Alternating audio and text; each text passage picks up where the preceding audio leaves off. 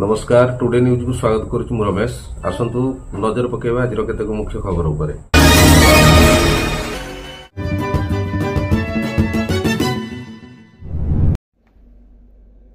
धर्मीय संस्कृति और परंपरा को नहीं ओडिशा रे पालन हुए 12 मासरे 13 पर्व।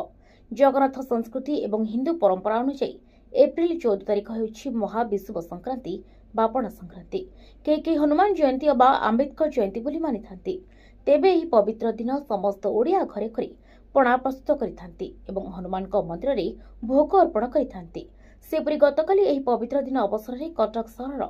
समस्त अंचल रे पणा बंटन कार्यक्रम सहित अन्न प्रसाद बंटन करा जायतिला।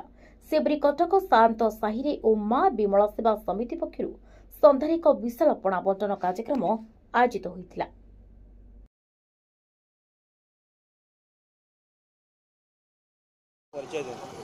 अभिजित स्वाई कटक हरिपुर घर आमर पणा संक्रांति सब वर्ष पणा संक्रांति पणा दिए आमर माँ विमला माँ सेवा समिति ट्रस्ट आम सब वर्ष पणा संक्रांति पणा दिए आउ सब वर्ष मासो मास आम दौ खाया पीवा लोक दौ यहाँ माँ विमला माँ सेवा समिति सब आमर